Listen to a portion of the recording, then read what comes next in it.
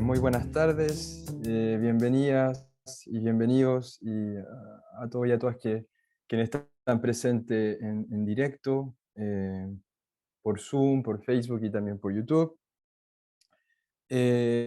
Como director de Introspectiva quisiera primero agradecer la presencia de la profesora Scarlett Marton por haber aceptado esta invitación desde hace ya muchos meses. Estoy muy contento de que ella pueda estar con nosotros hoy en día. También quisiera, bueno, compartir un poco la alegría, ¿no es cierto?, que tenemos de haber cumplido un poco un año como red y al mismo tiempo un año de estas sesiones mensuales de conferencias, digamos, magistrales, por las cuales agradezco nuevamente a quienes estuvieron presentes en estas sesiones. Comenzamos con Vanessa Lem, a Germán Cano, a Marina García Granero, a Mónica Cragnolini, a Víctor Berríos y a Ricardo Espinosa Loras, quien fue el último. Y hoy tenemos la gran ocasión y la suerte y la fortuna de tener a la profesora Scarlett Marton para terminar esta sesión de conferencias magistrales que hemos organizado como Red Introspectiva durante el año 2021-2022. Entonces quisiera pasar a presentar a la profesora Scarlett Marton, quien es ya conocidísima en todo el mundo y considero que es una de las filósofas nietzscheanas más importantes que existen en Iberoamérica y en Europa, pero quisiera, bueno, leer un poco de su biografía. Entonces, Scarlett Marton es profesora de Filosofía Contemporánea en la Universidad de Sao Paulo. En Brasil ha publicado una veintena de libros, la mayoría sobre la filosofía nietzscheana, entre ellos Nietzsche as Mulheres, Nietzsche o Bom Europeu, Nietzsche e a Arte de Descifrar Enigmas, Nietzsche das Forças Cósmicas aos Valores Humanos, Nietzsche, seus leitores e suas leituras, Nietzsche, filósofo da suspeita, Extravagâncias, ensaios sobre a filosofia de Nietzsche e a irrecusável busca de sentido, autografía intelectual. En Francia también ha publicado el texto que yo tengo aquí, Les Ambivalences de Nietzsche, y en Argentina, Nietzsche y la nueva concepción del mundo, en 2017. También ha publicado ensayos en libros y revistas especializadas por todo el mundo: Brasil, Alemania, Austria, Bélgica, España, Francia, Italia, etc. Scarlett Marton también fundó el grupo, digamos, latinoamericano más importante de estudios sobre Nietzsche, GEN. Creó también la prestigiosa revista Cadernos Nietzsche. Es también la coordinadora de la colección de libros Sendas y Veredas, y también integra el comité científico de Hyper Nietzsche, de Nietzsche Studien y de Monographien und Texte sur Nietzsche Forschung. Entonces, esta tarde de otoño en Europa y de primavera en Latinoamérica y en Chile en particular, quisiera darle la bienvenida y agradecer nuevamente a la profesora Scarlett Marton con su comunicación Nietzsche y las mujeres. Buenas tardes, muchísimas gracias, Sebastián León, por sus palabras. Le agradezco sobre todo la invitación para participar de las actividades de la Red Intempestiva. En esta oportunidad, me gustaría presentar algunas ideas que se encuentran justamente en mi libro más reciente, Les Ambivalences de Nietzsche, publicado el año pasado por las ediciones de la Sorbona. Este libro fue publicado este año también en Brasil con el título Nietzsche y las Mujeres, Nietzsche y las Mujeres. Y la tesis que intento sustentar en este trabajo es la que las reflexiones de Nietzsche sobre las mujeres no tienen un lugar marginal en su pensamiento, en el sentido sobre todo de que no se dejan comprender como preferencias meramente personales, sino que se inscriben de lleno en su empresa filosófica. En varios escritos, Nietzsche se dedica a criticar a las mujeres que quieren independizarse. En Asiomo escribe: todas ellas me aman.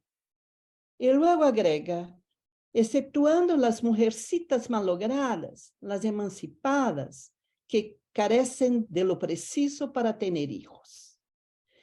Pero contrariamente a lo que dice en este pasaje, Nietzsche estableció fuertes lazos de amistad con varias mujeres que participaban en el entonces creciente movimiento de emancipación femenina. Malvida von Meisenburg, Lou von Salomé, Meta von Salles, Rosa von Schirnhofer y Helena von Druskowitz fueron algunas de ellas. Si en su infancia, en Naumburg, Nietzsche convivió sobre todo con mujeres celosas que se despliegan en cuidados, aquellas con las que elegirá vincularse a lo largo de su vida serán mujeres independientes, fuertes y decididas. Cartas, testimonios e informes parecen indicar que tanto en relación con las primeras como con las segundas, siempre fue amable y solícito. Habría, sin embargo, que señalar que la atención y delicadeza que Nietzsche mostró hacia las mujeres contrasta con el antifeminismo expresado en sus textos. La amistad que dedicó a las mujeres emancipadas se contrapone a la misoginia a veces presente en sus escritos. En Humano demasiado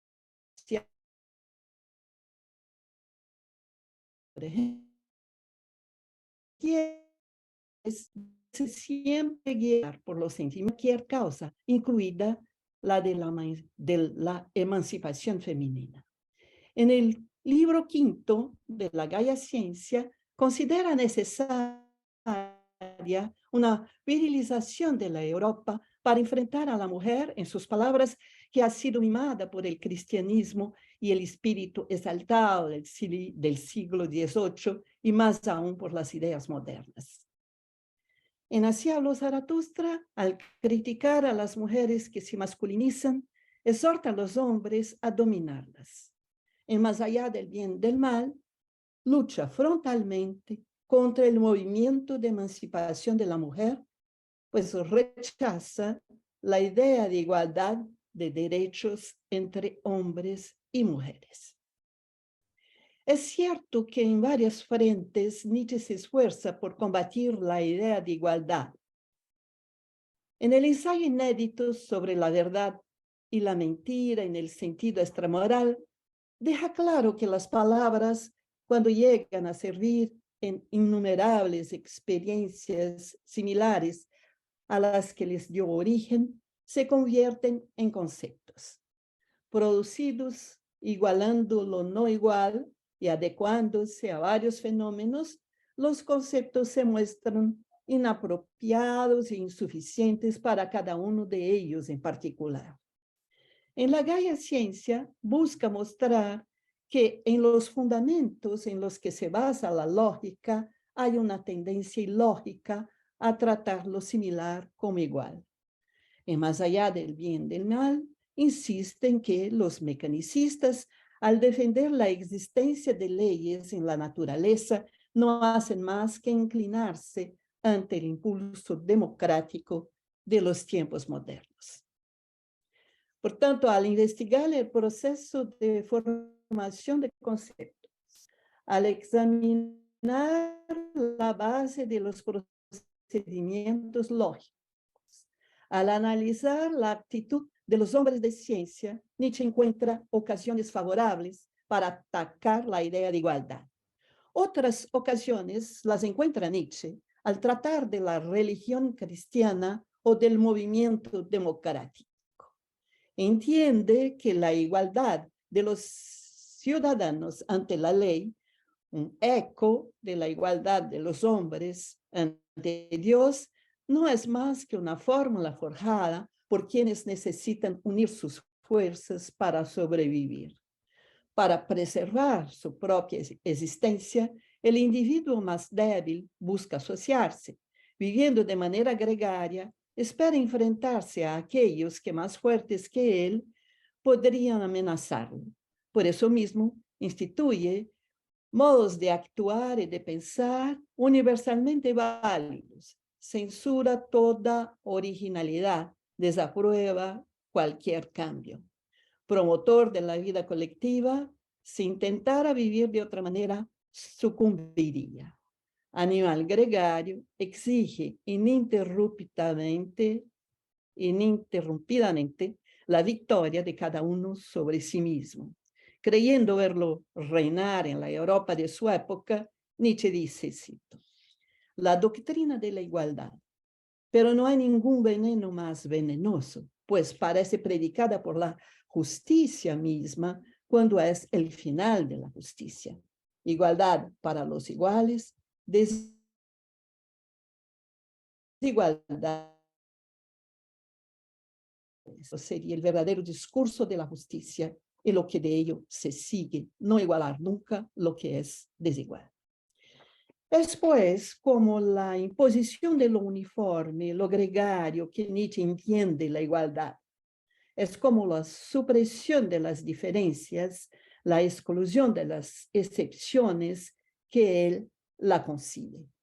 Juzgando que gracias a Rousseau y la Revolución Francesa, la idea de igualdad llegó a ser concebida en la época moderna como sinónimo de nivelación gregaria, Nietzsche termina por convertirla en uno de sus blancos privilegiados y hace de sus ataques a esta idea el núcleo argumentativo de la crítica que dirige a la modernidad.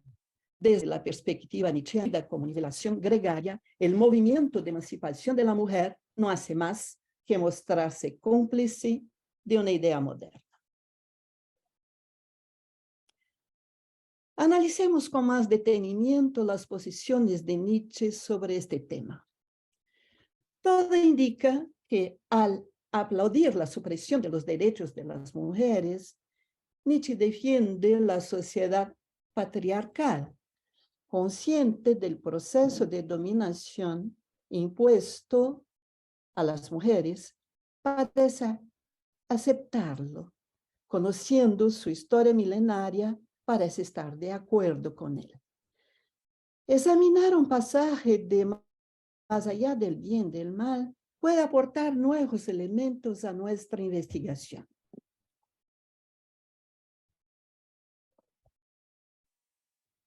En el párrafo 232 dice Nietzsche, la mujer quiere ser independiente y para ello empieza a ilustrar a los hombres sobre la, entre comillas, mujer en sí. Y aquí uno de los peores progresos del embrutecimiento general en Europa. En este pasaje, el uso del sustantivo mujer en singular suscita un contrapunto instigador. La mujer habla de la mujer en sí. La mujer como género teoriza sobre la mujer como concepto. Al situarse como género y teorizar sobre conceptos, adopta el modo de proceder de los filósofos dogmáticos y contribuye así al embrutecimiento general de Europa. Puede haber una tontería más grande que esta. Cantada desde siempre en la literatura y la mitología por su belleza, la mujer termina por traicionarse a sí misma al pretender desnudarse. Para defender esta posición, Nietzsche comienza entonces a investigar, en sus palabras, los burdos intentos de cientificidad y autodesnudez femenina. Quiere examinar las iniciativas de las mujeres de su tiempo con miras a esclarecer la mujer en sí. Pretende mostrar la inutilidad de las acciones que emprenden al intentar averiguar quiénes son y qué tienen que hacer. A su juicio, la modestia es necesaria para las mujeres, ya que tienen mucho que esconder. Más les valdría ocultar lo que tienen de pedante, superficial, doctrinario, presumido, desenfrenado, inmodesto. Mejor sería que ocultaran todo esto que hasta ahora, en el fondo, ha sido reprimido y refrenado, en las palabras de Nietzsche, reprimido y refrenado de la mejor manera por el miedo ante el hombre. En lugar de tomar la palabra, hablar y argumentar a favor de su propia independencia, las mujeres deberían hacer uso de lo que las caracteriza, lo bello, lo coqueto, lo gracioso, lo lúdico, lo ligero, lo suave, lo agradable. Sus peculiaridades desafiarían la forma seria y circunspecta de filosofar. Su belleza, gracia, delicadeza, suavidad, ligereza pondrían en entredicho todo aquello que los filósofos dogmáticos creen que confiere excelencia a la tarea que se propone. A los intentos de cientificidad y autodesnudez de las mujeres en la época moderna, Nietzsche contrapone precisamente los rasgos que a su juicio les son tan peculiares. Cito: su inteligencia y su arte, aquellas que son propias del encanto, del juego, del quitar las penas, del alivio y del tomar las cosas como vienen, así como su refinada habilidad para satisfacer deseos agradables. A partir de esta oposición entre los intentos de cientificidad y autodesnudez de las mujeres en la época moderna y sus peculiaridades, a partir de esta oposición, Nietzsche construye sus argumentos y su estrategia. Sosteniendo que en su tiempo la mujer pretende ser científica, juzga que ella se desnuda con descaro, se acuesta en la mesa de disección y provista de un bisturí procede a un autoexamen. En una palabra, no duda en dar su clase de anatomía. Si en el pasado los hombres tenían el poder de esclarecer, ahora son las mujeres las que insisten en asumir la tarea de dilucidar. En un pasaje de Más allá del bien y del mal, podemos leer: por suerte, hasta ahora, el ilustrar ha sido una cosa de hombres, un don de hombres. Así todo quedaba entre nosotros. Y a fin de cuentas, con todo lo que las mujeres escriben sobre la mujer, hay buenos motivos para dudar de si la mujer quiere realmente una ilustración sobre sí misma y si puede quererla. Insistiendo en la idea de que en la búsqueda de la igualdad con los hombres, las mujeres renuncian a lo que insistiendo en la idea de su búsqueda de la igualdad con los hombres, Nietzsche afirma una vez más que las mujeres renuncian a todo lo que las caracteriza. Pero se podría objetar que hay otras mujeres presentes en los escritos de Nietzsche. En el prólogo de Más allá del bien y del mal, el autor identifica la verdad con la mujer. En las primeras líneas del libro, tratando de combatir el modo de proceder de los filósofos dogmáticos, quiere subrayar su torpeza. Cito: suponiendo que la verdad fuera una mujer, ¿cómo? ¿Acaso no está fundada la sospecha de que todos los filósofos, en la medida en que fueron dogmáticos, han entendido poco de mujeres? Deseosos de conquistar la verdad a cualquier precio, de poseerla a toda costa, los filósofos dogmáticos, no entender de Nietzsche, recurren a medios desacertados e impropios para seducir precisamente a una mujer. Ignorando que el pudor es la virtud femenina por excelencia, cuentan con desnudar a la mujer con los ojos, sin vergüenza, esperan dejar al descubierto la verdad. En el prólogo a la segunda edición de la Gaia Ciencia, tratando una vez más de distinguirse, de apartarse de los filósofos dogmáticos, Nietzsche también identifica la verdad con la mujer.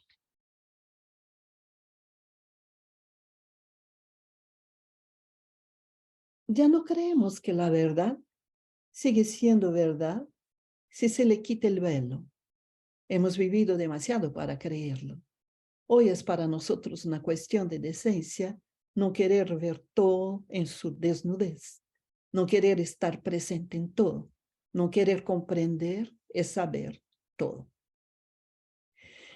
De ello se sigue que la verdad, que es mujer, sabe muy bien que la verdad que persiguen los filósofos dogmáticos no existe, ya que ella misma no es la verdad que ellos creen que existe.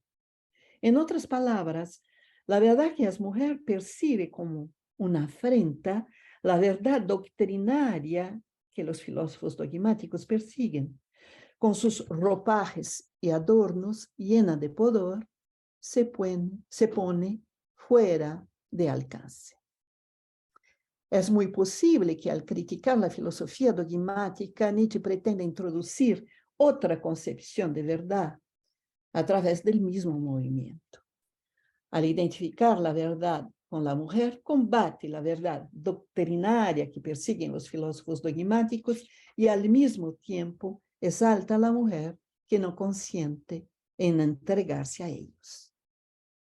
En ese mismo sentido, en el prólogo a la Gaia Ciencia, Nietzsche escribe: se debería respetar más el pudor con el que la naturaleza se ha ocultado detrás de enigmas y multicolores incertezas. Quizás la verdad sea una mujer que tiene razones de no dejar ver sus razones. Quizás su nombre, hablando en griego, sea Baubo. Llama nuestra atención que Nietzsche quiere denominar a esta nueva concepción de la verdad como Baubo. Se sabe que en la tradición órfica, Baubo aparece asociada al rapto de Perséfone por Hades. En su búsqueda de su hija, Deméter, es recibida en Eleusis.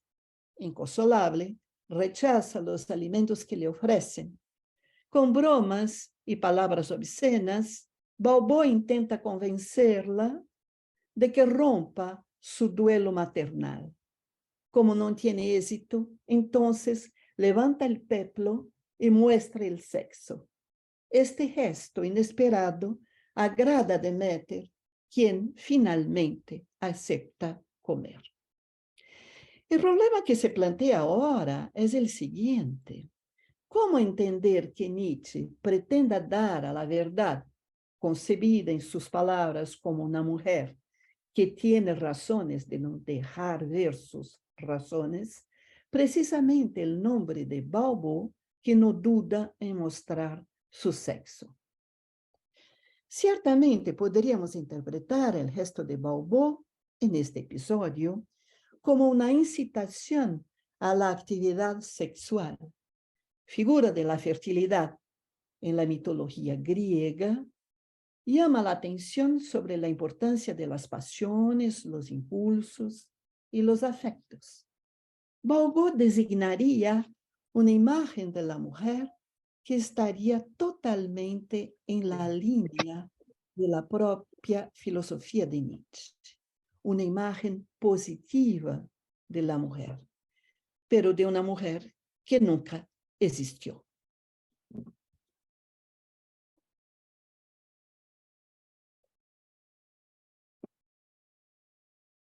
Es en Así habló Zaratustra donde se revela más claramente la discrepancia entre las personificaciones femeninas de entidades abstractas y las mujeres humanas demasiado humanas.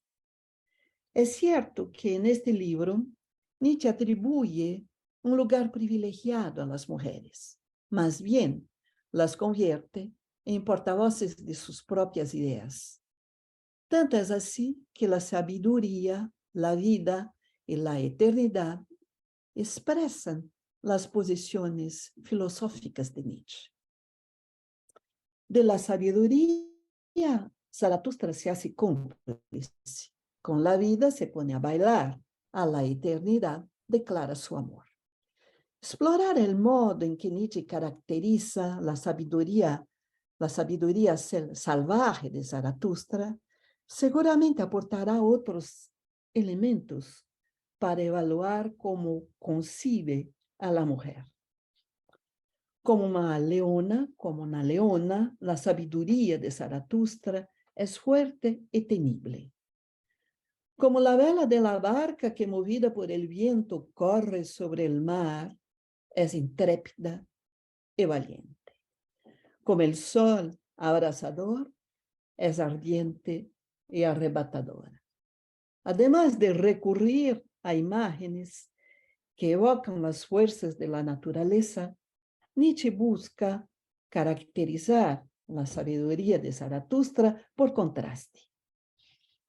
Esa sabiduría no se identifica con la de los sabios que emana un olor a pántano, ni con la de los poetas que proviene del pueblo llano.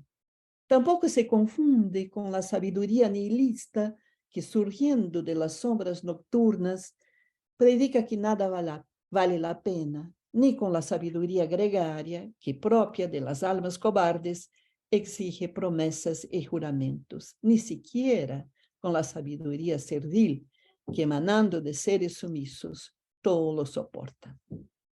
Combativa la sabiduría de Zaratustra, no acepta dogmas ni preceptos, no se somete a normas de conducta, no actúa como cómplice de los valores establecidos. Salvaje, es despreocupada, irónica, violenta, como el guerrero a quien entrega su amor.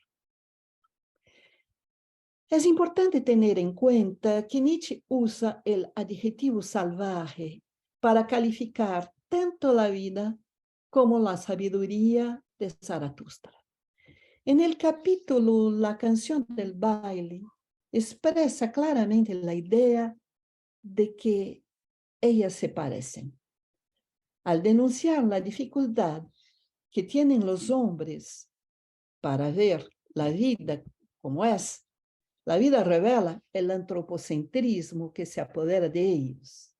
La vida no tiene nada que ver con concepciones metafísico-religiosas ni con determinaciones morales. No es ni trascendente ni virtuosa, ni casta ni etérea. Mutable y salvaje, la vida es una mujer.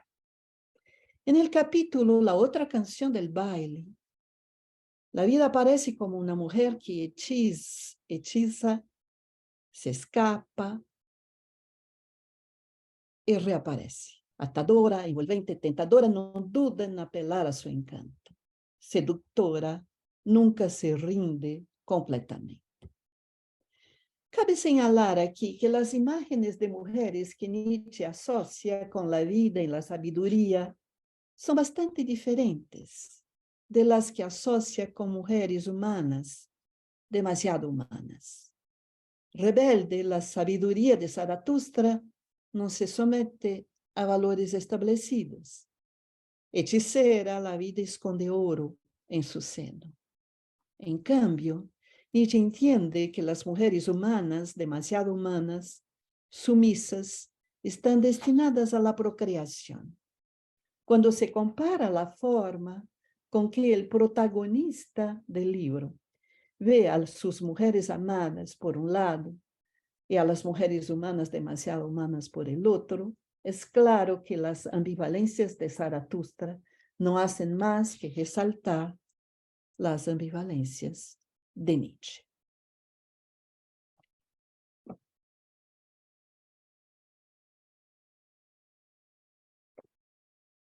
En Humano demasiado humano, Nietzsche intentará hacer una especie de pronóstico de la condición femenina.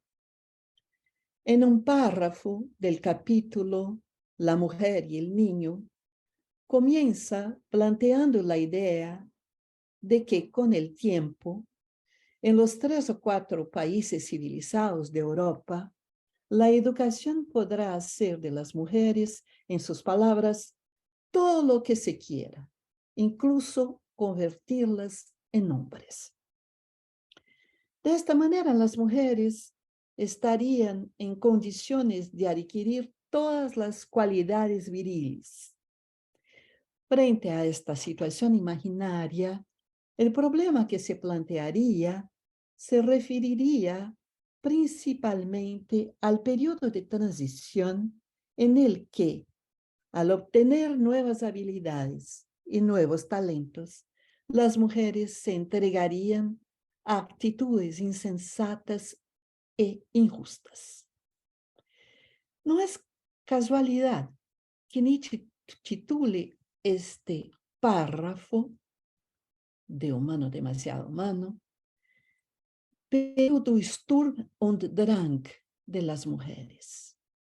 Flirteando con el movimiento romántico alemán, entiende que al rechazar las costumbres que siempre han respetado, las mujeres empezarían a ejercer un poder ilimitado. Ante este desencadenamiento de pasiones, a los hombres solo les quedaría,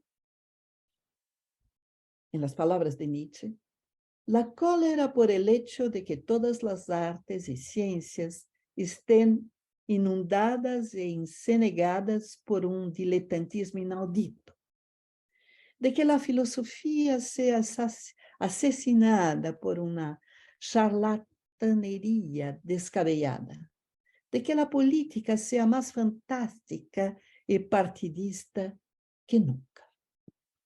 En definitiva, si se confirmara el pronóstico nietzscheano, las mujeres llevarían a la sociedad, en sus palabras, a una plena disolución.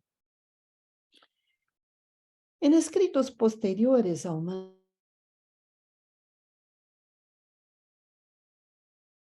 volver a cuestiones relativas a la condición de la mujer. En la Greia Ciencia atacará las más diversas configuraciones de lo femenino. En Así habló Zaratustra expresará sus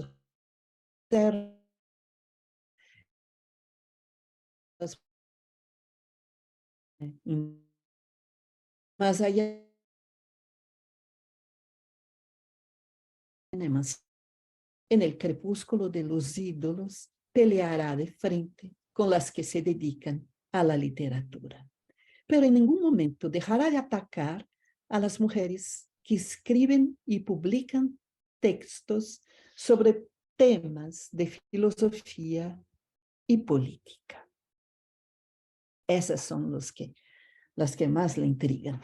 En un pasaje de El crepúsculo de los ídolos, Nietzsche revela claramente lo que piensa de ellas.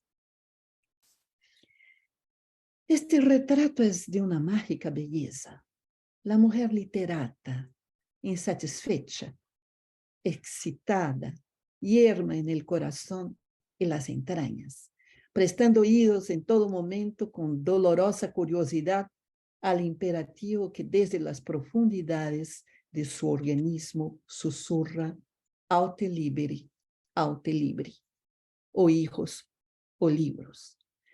La mujer literata, con formación suficiente para entender la voz de la naturaleza, incluso si habla latín, y por otro lado coqueta y suficientemente pava para en secreto hablar hasta en francés consigo misma. Je me verrai, je me lirai, je m'extasierai, et je dirai possible que j'ai eu tant d'esprit. Me veré, me leeré, me extasiaré y diré, es posible que haya tenido tanto ingenio. Este pasaje es revelador en muchos sentidos de la posición que asume Nietzsche sobre las mujeres que escriben libros. En las primeras y últimas líneas señala un rasgo de su carácter: la vanidad. Al comienzo del texto, toma del libreto de La flauta encantada de Mozart las palabras de Tamino al contemplar el retrato de Pamina para pintar con ironía a la mujer literaria. Al final, se pone en la boca la frase extraída de una carta de Gallieni a Madame d'Épinay para subrayar la idea de que ella, la mujer literata, se da una importancia exagerada a sí misma. Desde la perspectiva nietzscheana, el comportamiento de la mujer literaria se debe a una gran frustración. Sofocada por su educación, ella se vuelve incapaz de procrear. Aute liberi, entre libros y niños, solo puede elegir lo que ha hecho de sí misma. Nietzsche opone así claramente lo que él considera la tarea primordial de la mujer a la que elige la mujer literaria. Entendiendo que las mujeres que buscan su propia independencia son víctimas por no poder procrear, Nietzsche muestra su conservadurismo. De hecho, hay varios momentos en los que deja claro el lugar que debería ocupar la mujer en el orden social, en los roles que tendría que desempeñar. El hogar sería su dominio de actividades, acompañar a su marido y cuidar de los niños, sus tareas. Mientras que las mujeres están hechas para servir, dependiendo de a quien sirvan, los hombres consideran fundamental mantener la autonomía. Revelan así una condición superior que les permite dedicarse a grandes tareas. Y así vamos nos dirigiendo a la conclusión. Al proveer una imagen conservadora de la mujer, Nietzsche no puede tolerar que las mujeres quieran independizarse. Y más allá del bien y del mal, y en textos posteriores, su lucha contra el movimiento de emancipación femenina será incansable. Y cuando se trata de mujeres que escriben libros, su combate será implacable. Al fin y al cabo, no contentas con reclamar el derecho a expresarse en el espacio público, las mujeres se atreven a publicar sobre los más variados temas, incluyendo filosofía y política. En resumen, intervienen en dominios de acción antes reservados exclusivamente a los hombres. Por tanto, estamos en condiciones de afirmar que Nietzsche no duda en sus textos en adherirse a la práctica de la exclusión tan característica de la filosofía moderna. A todos y todas, muchísimas gracias por su atención.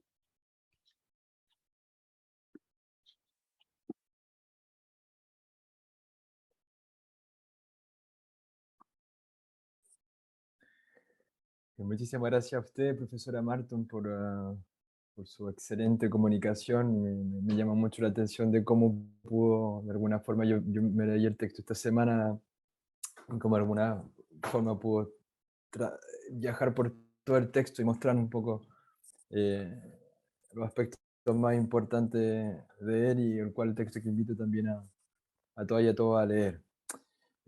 Quisiera, bueno, aprovechar que tenemos a la profesora Marton, invitarlo a hacer las preguntas que estimen conveniente. No sé si hay alguien que quisiera comenzar. Marina, adelante. No se te escucha, Marina. Ahí sí. Ok, sí, perdón. Decía, gracias Sebastián y muchas gracias profesora Marton por su fantástica ponencia. Mi pregunta versa sobre las amigas feministas de Nietzsche, que las ha nombrado al comienzo. Meta Fonsalis, Reza von Schirchhofer, sobre todo Meta Fonsalis, pero Reza digamos que también. Y es un poco este contraste que vemos siempre entre lo que Nietzsche dice y escribe y lo que hace. Cómo ataca a las feministas coetáneas, pero luego por las cartas y los testimonios que tenemos es evidente que le encantaba pasar tiempo con ellas.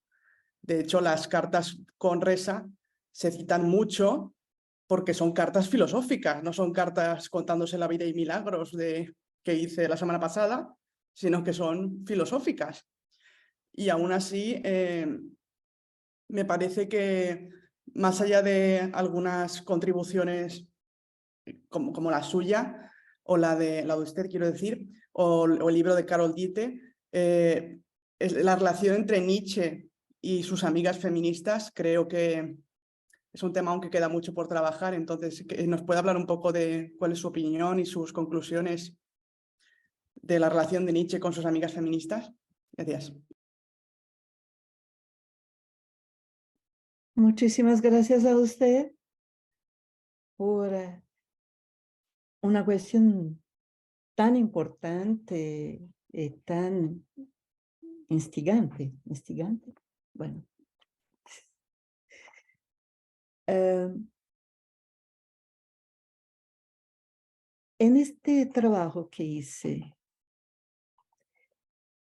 adopté una metodología y me gustaría traer aquí, presentar algunos rasgos de esa metodología. Lo que me parece es que no es posible intentar explicar la obra por la vida. Yo creo que la relación entre obra y vida en Nietzsche puede ser vista como una relación filosófica, sin duda. Yo pienso, por ejemplo, es lo que me parece, la relación, la conexión, yo diría, entre las reflexiones filosóficas y las vivencias, no sé si existen, las experiencias vividas, ¿no? En varias partes, Nietzsche va a hablar de esta relación, de esta conexión, de esta íntima, una relación muy estrecha, ¿no?, entre la filosofía y la vida, las reflexiones filosóficas y las experiencias vividas.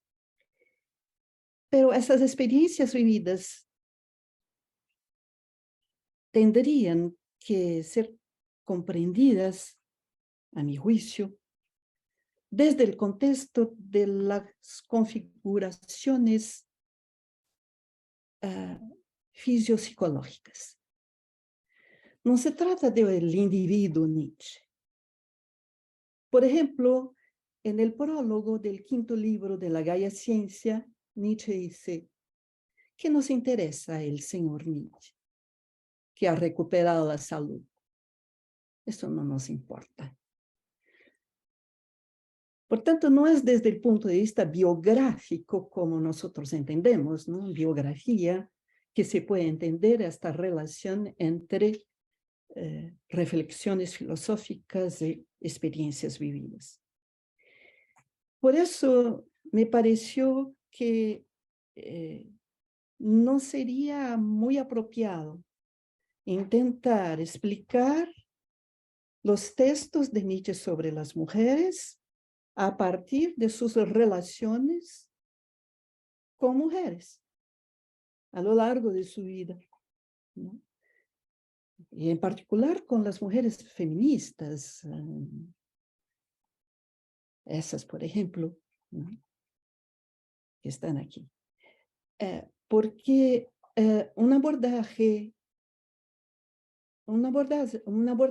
psicológico, o hasta mismo un abordaje sociológico, decir, por ejemplo, que Nietzsche no es el único pensador que tiene proposiciones, enunciados tan antifeministas, etcétera, para intentar salvar a Nietzsche, no me parecen opciones metodológicas muy apropiadas, porque el filósofo Nietzsche desaparece. Vamos a intentar usar el hombre Nietzsche, el individuo Nietzsche, para salvar al filósofo Nietzsche. Pero el filósofo Nietzsche no necesita, a mi parecer, a mi juicio, ser salvo, ¿no? Está ahí, tiene una obra reconocida, etc. Bueno, esto solamente para decir, para intentar aclarar las opciones, mis opciones metodológicas en este trabajo. Eso no quiere decir que se pueda hacer un otro trabajo, también muy importante, como este de Carol Ditt, ¿no? Más allá del... Bueno, este libro, ¿no? De Carol Ditt. Toda la primera parte comparecen las mujeres con quien Nietzsche estaba familiarizado, con quien Nietzsche se entretenía, ¿no?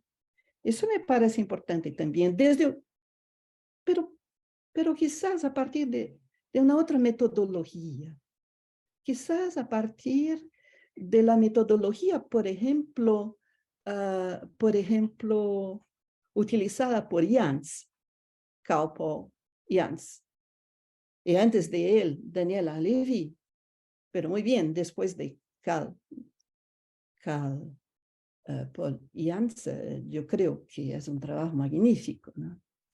Para tentar entender, y eso es importante, incluso para tentar entender el itinerario intelectual del filósofo, cómo sus ideas se convirtieron poco a poco, cambiaron y todo más, ¿no? Me gustaría traer un último elemento aquí, si me permiten. Cuando Nietzsche era profesor de filología clásica en Basilea, en este momento él defendió la idea en la universidad, defendió que las mujeres pudieran ingresar en la universidad, lo que no era permitido antes. Bueno, ¿y por qué? Porque estaba leyendo a Malvida von Meisenburg, exactamente en el mismo momento, ¿no? Que estaba leyendo el texto del libro 76. En este momento tomó esa actitud. Pero eso no quiere decir que con eso se puede explicar todo lo demás, ¿no? Por cierto, no, son cosas totalmente distintas. Una vez más, muchas gracias. Muchas gracias, muy interesante. Muchas gracias, Marina, por la pregunta. Muchas gracias, profesor Martin, por su respuesta. No sé si alguien más quisiera preguntar algo, alguna observación. Diego. Sí, yo tengo una pregunta. Gracias, profesora, por la exposición. Yo, la verdad es que me declaro súper ignorante en todo este ámbito, así que me pareció muy, muy interesante la conferencia. Mi pregunta va sobre lo que usted había dicho sobre esta equiparación entre que la vida es salvaje y también que la mujer es salvaje, como que se les atribuyen, digamos, esa misma característica. Y la pregunta que tenía yo es que, claro, usted, como bien mostraba, hay una ambivalencia después en el rol que le asigna a la mujer. Y de todas formas, quisiera ver el punto de que aquí podría haber algo así como una tensión o un problema con cómo se está entendiendo la vida. O sea, o suponiendo al menos que si la mujer es salvaje y eso, digamos, en equiparación con la vida, enmarca también el rol de la mujer, como tratando de hacer cierta coherencia en esa ambivalencia. Mi pregunta es, ¿cómo nos podemos tomar estas valoraciones de la vida como salvaje, entendiendo aún así que claro, en este caso, la vida como salvaje también incorpora una noción de una vida que no se entiende como, ¿cómo decirlo? Como exuberante en potencia. Digamos que si la vida se define como salvaje de buena primera en Nietzsche, sería como que excede digamos, en su afirmación constantemente. Pero si tenemos también esta segunda noción perdón, esta segunda consideración de la mujer como relegada a eso, en el marco de que aún así se entiende como salvaje, digamos, en equiparación con la vida, claro, eso no supone una tensión en la vida, lo pregunto como para ahondar más en el concepto de vida, atendiendo a su incorporación con el concepto de mujer. No sé si la pregunta sea buena en realidad o si la dejé muy clara, pero eso.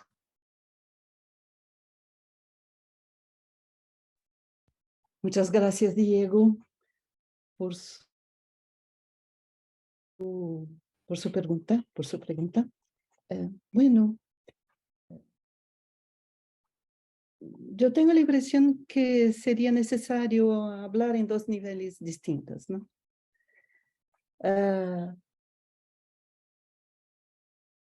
Su pregunta me permite intentar aclarar un poco más lo que Sí, por favor. decía, ¿no? Yo quiero decir,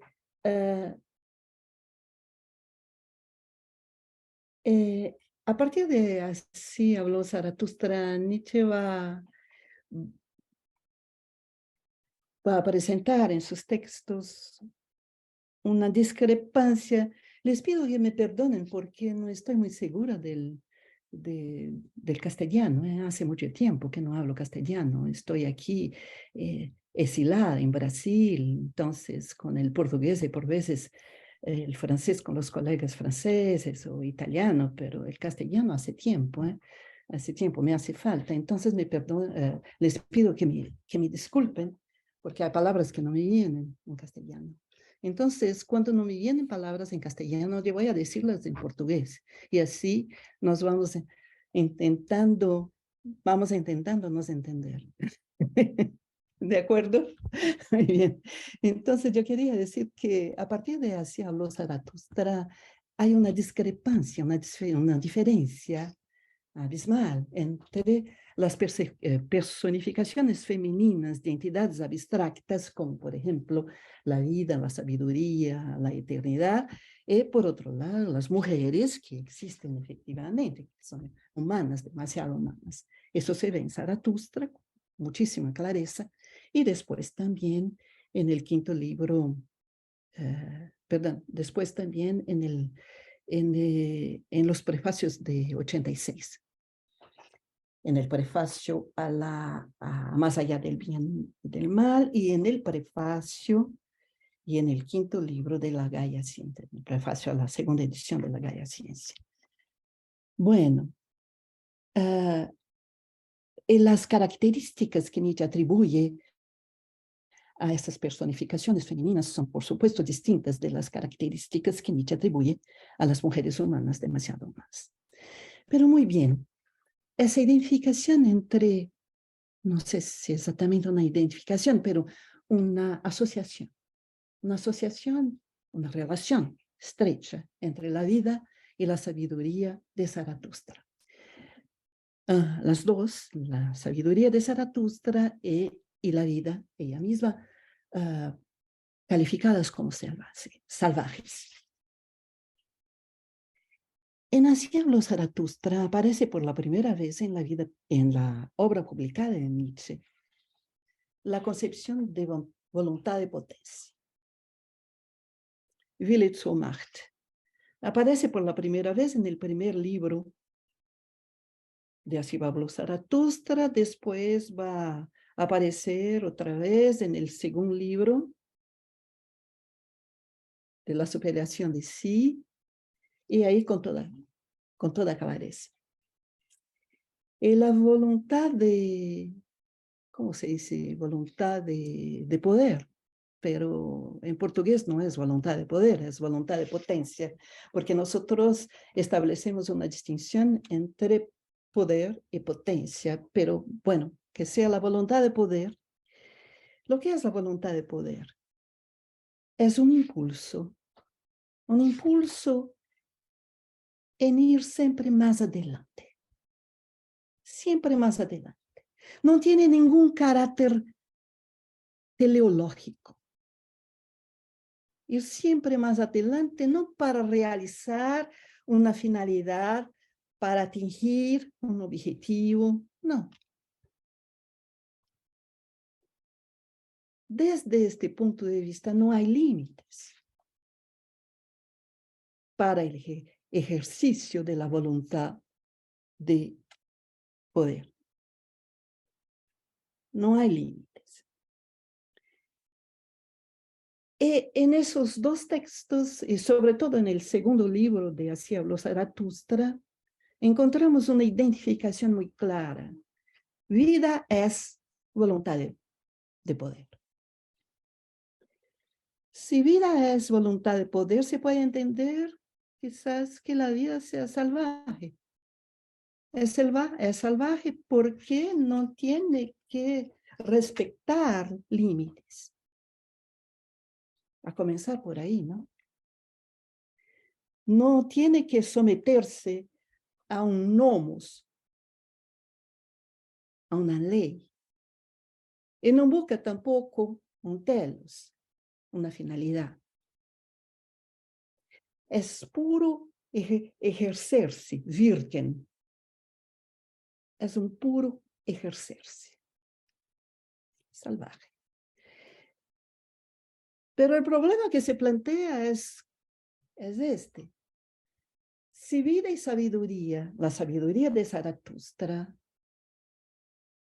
son salvajes, ¿cómo entender entonces la sabiduría de Zaratustra? Y para eso necesitamos una vez más recurrir a lo que Nietzsche nos dice en Así habló Zaratustra, donde él presenta a su personaje como el portavoz de la vida, del sufrimiento y del círculo. Es un pasaje, está ahí en un pasaje del libro. El portavoz o el abogado. Me parece mejor portavoz. No sé si existe la palabra. Existe. Tanto mejor. Fürsprechen. ¿Eh? Él habla por la vida, por el sufrimiento y por el círculo. Este personaje, Zaratustra, a través de Zaratustra, se expresaría la vida ella misma. Y aquí estamos muy lejos de la filosofía de la representación. Y si me permite, me gustaría decir dos palabras sobre la filosofía dionisíaca. Porque Nietzsche él mismo se dice un discípulo del filósofo Dioniso, en varios pasajes.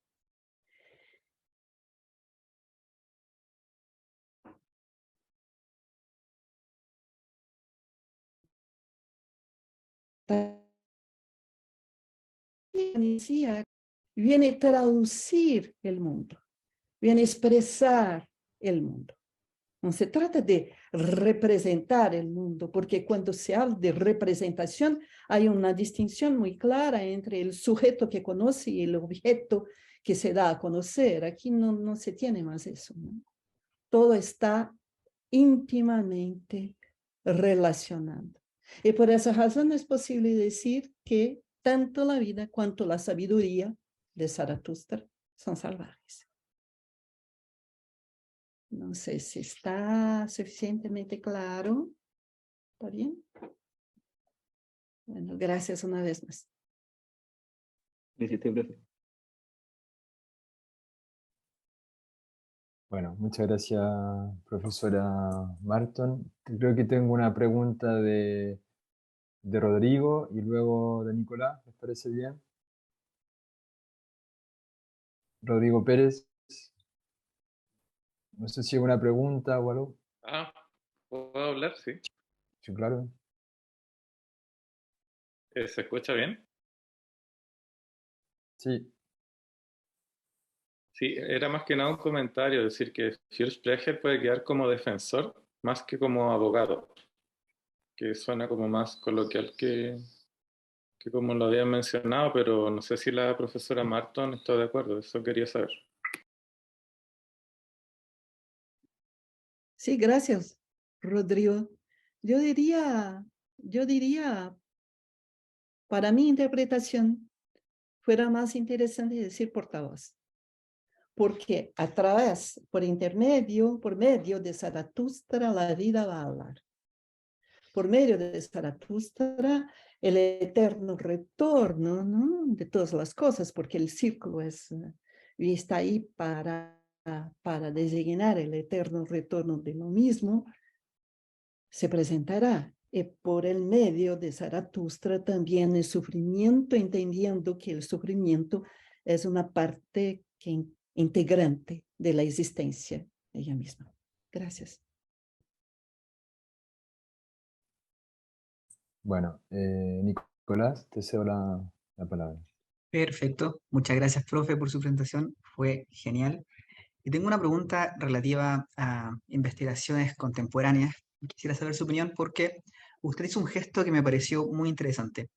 Habla en dos niveles, ¿no? Habla de la ontología del devenir permanente, podríamos decirle, ¿no? Habla desde esta filosofía heraclitiana que tiene esta condición de ocultarse, de estar más allá, de no ser afectada por la representación, que no es apresada por ley, quizás ella es ley, y luego habla de las construcciones psicofisiológicas, ¿no? Como decía Diego, está esta idea de lo salvaje, pero en los individuos no es tan salvaje de repente y tenemos a los ilustrados, ¿no? A los metafísicos que no alcanzan a comprender la ontología del eterno devenir. Mi pregunta era si es que hay mujeres ilustradas, ¿no? Como decía usted, literatas que no pueden crear.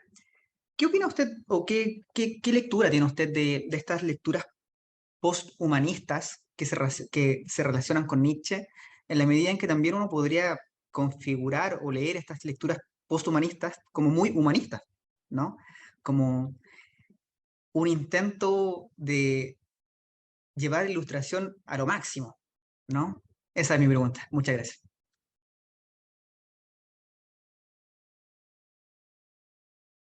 Gracias a usted por su pregunta. Bueno, su pregunta me permite una vez más intentar aclarar un otro punto de mi interpretación de la filosofía nietzscheana y me gustaría de empezar por ahí. Bueno, a mí me parece, yo no diría ontología, yo diría cosmología. Cosmología, porque a mí me parece que el intento nietzscheano es de volver a la filosofía presocrática, donde Heráclito, ¿no? Usted ha mencionado a Heráclito. En Heráclito, por ejemplo, no hay ninguna distinción entre el logos y el juego, ¿no? Todo hace parte del mismo universo. Desde ese punto de vista, yo diría que en Nietzsche también se puede encontrar esa manera de ver, porque nosotros tenemos ahí el concepto de voluntad de poder, y luego después entre 85, voluntad de poder, 83, 85, 86, la teoría de las fuerzas, 85 es más bien, la teoría de las fuerzas. Todo lo que existe, orgánico, inorgánico, poco importa, es constituido por fuerzas que actúan y reagen unas en relación a las otras, y las fuerzas irradian esta voluntad de poder. En ese momento de su itinerario intelectual, de su percurso intelectual, Nietzsche podría muy bien abandonar el concepto de voluntad de poder, no sirve más, porque las características que él había atribuido a la voluntad de poder ahora son atribuidas a las fuerzas, ¿no? A la noción de fuerza ella misma. Y esas fuerzas, como yo decía, constituyen todo lo que existe. La naturaleza, y los hombres, ¿no? Los seres humanos también. En los seres humanos, esas fuerzas se muestran como los impulsos. Y lo que es una configuración fisiopsicológica, sino un complejo de impulsos. Por tanto, Me gustaría decir que todo eso hace parte de un mismo conjunto, visto a partir de distintas perspectivas, ¿no? De distintos puntos de vista. Muy bien. Con respecto a su cuestión, yo no tengo mucho que decir, de veras, porque una vez más, la metodología que adopté en este trabajo, y que es mi metodología de trabajo desde mi tesis doctoral hace unos siglos, ¿no? Perdón, hace tiempo, mucho tiempo. Es trabajar directamente con los textos del filósofo, una lectura inmanente, ¿no? Directamente con el corpus nietzscheano. Hay otras metodologías. Yo pienso, por ejemplo, en Foucault. Increíble el trabajo que Foucault ha hecho. Pero Foucault no se presenta ahí como un historiador de la filosofía, como un comentador de Nietzsche o Deleuze. Pero Foucault más precisamente, Deleuze también, pero me gustaría hablar de Foucault. Foucault va a trabajar con Nietzsche como una caja de herramientas para intentar entender lo que pasa a su vuelta, ¿no? Y yo creo que es lo que vemos, por ejemplo, en las lecturas feministas de Nietzsche o el diálogo que las feministas establecen con Nietzsche. O lo que decía usted, ¿no? Toda la cuestión del transhumanismo con Nietzsche. Son cuestiones de nuestra actualidad. Y la metodología ahí es otra. Hay que tomar Nietzsche como caja de herramienta, utilizar Nietzsche para entender lo que pasa, lo que está pasando ahora. Y son trabajos también muy interesantes, claro, pero no es el camino que yo he adoptado a lo largo de mi vida. Muchas gracias. Muchas gracias, Nicolás. Muchas gracias, profesora, por su respuesta. No sé si hay alguna otra pregunta o observación. ¿No? Bueno, yo creo que, por lo tanto, si no hay más preguntas, volver a agradecerle, profesora Marton, por su exposición, por su comunicación esta tarde. Agradecerle también a quienes han estado presentes y a quienes luego van a también escuchar y ver esta exposición luego por las redes sociales. Y nada, muy contentos de que hayamos cerrado este ciclo de conferencias 2022 con la profesora, con esta comunicación que ha estado increíble y con este diálogo que hemos logrado tener. Así que invitarlo a todos a seguir participando en la red introspectiva. En próximo mes, en diciembre, vamos a tener un monográfico en la revista Mutatis Mutandis sobre Nietzsche y todo lo que está relacionado con lo inactual, con lo introspectivo. Y se cierra un ciclo, pero se abre otro, nueva actividad en 2023. Así que manténganse informadas por nuestras redes sociales y muchas gracias de nuevo a todos, a todas y a usted en particular, profesora Marton, por haber estado aquí con nosotros. No, a mí cabe agradecerle, Sebastián León, y a todos que estuvieron aquí con nosotros. Y también por esta oportunidad, fue una gran alegría estar con ustedes todos. Muchas gracias una vez más. Muchísimas gracias a usted, profesora. Un abrazo grande y nos vemos muy pronto y muchas gracias. Hasta luego.